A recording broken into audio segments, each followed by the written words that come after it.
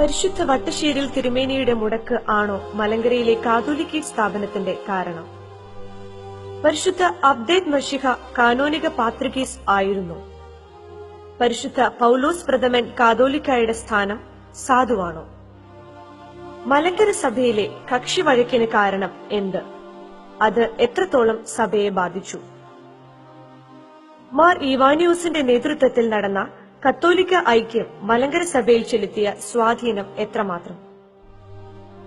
സഭാ ഭരണഘടനയ്ക്ക് മലങ്കര സഭാഭരണത്തിൽ എത്രമാത്രം പ്രാധാന്യം ഉണ്ട്? 1958 സഭയിൽ സമാധാനം ഉണ്ടായത് എപ്രകാരം?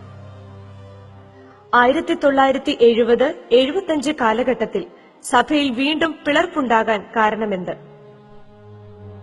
1995 സുപ്രീം കോടതി വിധി എന്തായിരുന്നു? 2002 മലങ്കര അസോസിയേഷൻ കൂടാനുണ്ടായ സാഹചര്യം എന്ത്?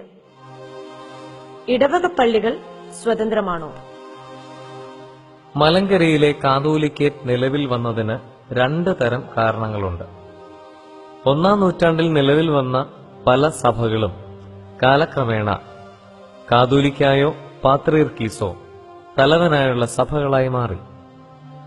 ശ്ലൈഹിക പാരമ്പര്യത്തെക്കുറിച്ചുള്ള അവബോധവും സ്വാതന്ത്ര്യബോധവും 2 സഹസ്രാബ്ദത്തിനടുത്തുള്ള പഴക്കവും കാതോലിക്കേറ്റ് അനിവാര്യമാക്കി തീർത്തു. 1653 നടന്ന സ്വാതന്ത്ര്യ പ്രഖ്യാപനം സമ്പൂർണതയിൽ എത്തുന്നതിന് സ്വതന്ത്ര കാതോലിക്കേറ്റ് നിലവിൽ വരേണ്ടത് ആവശ്യമാണെന്ന ചിന്ത മലങ്കര നസ്രാണികൾക്കുണ്ടായി. ഇപ്രകാരമുള്ള ബോധ്യത്തിൽ കഴിഞ്ഞിരുന്ന സഭാമക്കളുടെ സ്വാതന്ത്ര്യബോധത്തെ പെട്ടെന്ന് തട്ടിയുണർത്തിയ സംഭവങ്ങളായിരുന്നു പരിശുദ്ധ പത്രോസ് തൃതീയൻ പാത്രീർക്കീസ് മലങ്കര സഭയിൽ നടത്തിയ ഭദ്രാസന രൂപീകരണവും അധിനിവേശ ശ്രമങ്ങളും, അവസാനമായി പരിശുദ്ധ അബ്ദുള്ള പാത്രീർക്കീസ് പരിശുദ്ധ വട്ടശ്ശേരിൽ തിരുമേനിയെ മുടക്കിയതും എല്ലാം. പരിശുദ്ധ ഇഗ്നാത്തിയോസ് അബ്ദേദ് മശിഹ പാത്രീർക്കീസ് അന്ത്യോക്യൻ പാത്രീർക്കീസായി തുടരുമ്പോൾ അന്ത്യോക്യൻ സഭയിൽ നിന്നും കത്തോലിക്ക സഭയിലേക്ക് പോയ അബ്ദുള്ള മാർ ഗ്രിഗോറിയോസ് എന്ന മെത്രാപ്പോലിത്ത തുർക്കി സുൽത്താനെ സ്വാധീനിച്ച് പരിശുദ്ധ അബ്ദേദ് മശിഹ പാത്രീർക്കീസിന് നൽകിയിരുന്ന അധികാരപത്രമായ ഫർമാൻ പിൻവലിപ്പിച്ചു. തുടർന്ന് അന്ത്യോക്യൻ സഭയിലേക്ക് തിരിച്ചുവന്ന അബ്ദുള്ള മാർ ഗ്രിഗോറിയോസ് തനിക്ക് അനുകൂലമായി സുൽത്താനെ കൊണ്ട് ഫർമാൻ പുറപ്പെടുവിപ്പിച്ചു. തുർക്കി സുൽത്താന്റെ അധികാരപത്രം തുർക്കിയിൽ ഭൗതിക ഭരണം നിർവഹിക്കാൻ ആവശ്യമായ രേഖയാണ്. അത് പിൻവലിച്ചാലും ഒരു പാത്രിയർക്കീസിന് തുർക്കിയിലോ തുർക്കിക്ക് പുറത്തോ ആത്മീയ കർമ്മങ്ങൾ നിർവഹിക്കുന്നതിന് തടസ്സമില്ല. അതുകൊണ്ട് തന്നെ മലങ്കര സഭ ഐകകണ്ഠേന കാതോലിക്ക സ്ഥാനത്തേക്ക് നാമനിർദ്ദേശം ചെയ്ത് പരിശുദ്ധ അബ്ദേദ് മശിഹ പാത്രീർക്കീസിന്റെ സാന്നിധ്യത്തിൽ മലങ്കര സഭാപിതാക്കന്മാർ വാഴിച്ച പൗലോസ് മാർ ഈവാനിയോസിനെ കാതോലിക്കയായി സ്ഥാനാരോഹണം നടത്തിയത് സാധുവാണ്. വട്ടശ്ശേരിൽ തിരുമേനിയുടെ കാലശേഷം 1934 കോട്ടയത്ത് നടന്ന അസോസിയേഷൻ പരിശുദ്ധ ബസേലിയോസ് ഗീവർഗീസ് ദ്വിതീയൻ ബാവായി മലങ്കര മെത്രാപ്പോലിത്ത ആയി തെരഞ്ഞെടുക്കുകയും മലങ്കര സഭാഭരണഘടന പാസാക്കുകയും ചെയ്തു. 1935 കരിങ്ങാച്ചിറയിൽ പാത്രീർക്കീസ് കക്ഷിക്കാർ യോഗം കൂടി മാർ അത്താനാസിയോസിനെ മലങ്കര മെത്രാപ്പോലിത്തയായി തെരഞ്ഞെടുത്തു. 1938 പാത്രീർക്കീസ് ഭാഗത്തെ 3 ട്രസ്റ്റികളും ചേർന്ന് പരിശുദ്ധ ഗീവർഗീസ് ദ്വിതീയൻ ബാവായ്ക്കും കൂട്ടു ട്രസ്റ്റികൾക്കും എതിരെ കോട്ടയം ജില്ലാ കോടതിയിൽ ആരംഭിച്ച കേസിനാണ് 1958 സുപ്രീം കോടതി വിധി പ്രഖ്യാപിച്ചത്. അന്ത്യോക്യ പാത്രീർക്കീസുമാരുടെ അധികാരപ്രമത്തതയും മലങ്കര സഭാ അംഗങ്ങളായ ചിലരുടെ വ്യക്തി വൈരാഗ്യവുമാണ് മലങ്കര സഭയെ കക്ഷിവഴക്കിലേക്ക് വലിച്ചിഴച്ചത്. സഭയുടെ വളർച്ചയെ ദോഷകരമായി ബാധിച്ച കേസ് മുഖേന നിരവധി ദേവാലയങ്ങൾ ഇപ്പോഴും അടച്ച് പൂട്ടിക്കിടക്കുന്നു. കോടിക്കണക്കിന് പണം വക്കീലന്മാർക്ക് ഫീസ് ഇനത്തിൽ നൽകപ്പെട്ടു. നിരവധി ആളുകൾ ജീവൻ ബലിയർപ്പിച്ചു. മലങ്കര മെത്രാപ്പോലീത്ത പരിശുദ്ധ ദീവന്നാസ്യോസിന്റെ നിർദ്ദേശപ്രകാരം മലങ്കര സഭയുടെ ധനം ചെലവഴിച്ച് സ്ഥാപിച്ച ബഥനി പ്രസ്ഥാനത്തിന്റെ സ്വത്തുക്കളും പലപ്പോഴായി അജമോഷണത്തിലൂടെ നിരവധി വിശ്വാസികളെയും മാർ ഈവാനിയോസ് സ്ഥാപിച്ച മലങ്കര കത്തോലിക്ക സഭ മലങ്കര സഭയിൽ നിന്നും കൊണ്ടുപോയി. 1934 പാസാക്കിയ സഭാ ഭരണഘടന സഭയുടെ വിവിധ മേഖലകളുടെ സുഗമമായ ഭരണനിർവഹണത്തിനുള്ള മാർഗരേഖയാണ്.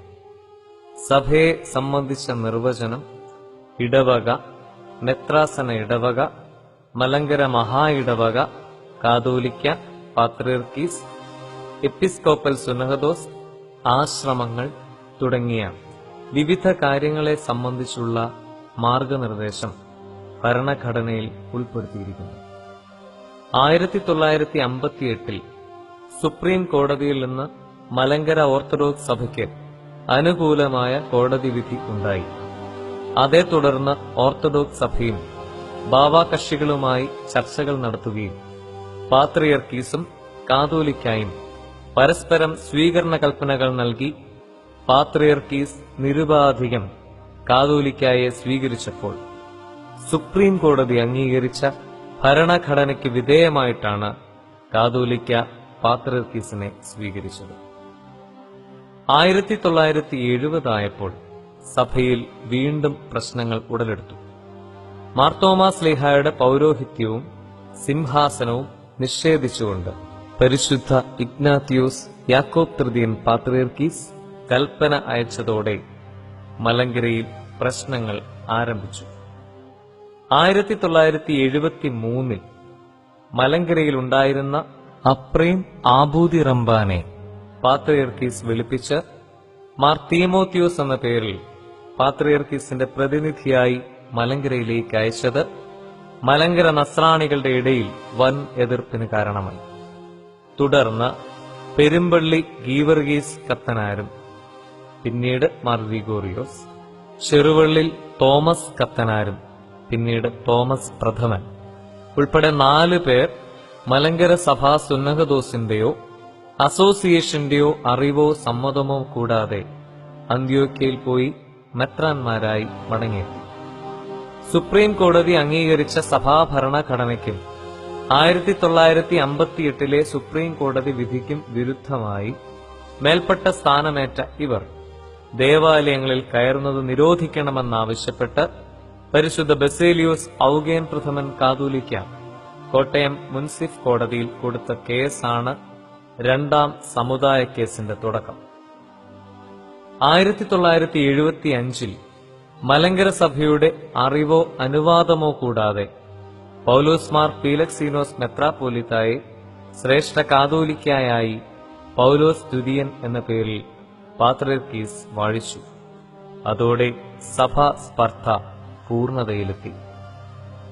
മുൻ കോടതി വിധികളെ ഉദ്ധരിച്ചുകൊണ്ട് സുപ്രീം കോടതി 1995 ഇപ്രകാരം സഭാ കേസിൽ തീരുമാനമുണ്ടാക്കി. അന്ത്യോക്യൻ പാത്രിയർക്കീസിന് മലങ്കര സഭയിൽ യാതൊരു ലൗകിക അധികാരവും ഇല്ല. ഭരണഘടന അനുസൃതമായി കാതോലിക്കോസിന് അന്ത്യോക്യ പാത്രിയർക്കീസിനുള്ള ആത്മീയ അധികാരം നിർവഹിക്കാം. പൗരസ്ത്യ സുവിശേഷ സമാജത്തിന്റെ പള്ളികളും സിംഹാസന പള്ളികളും ഒഴിച്ചുള്ള എല്ലാ പള്ളികളും 1934 ഭരണഘടന അനുസരിച്ച് മലങ്കര അസോസിയേഷന്റെ അധികാരത്തിന് കീഴിലാണ്.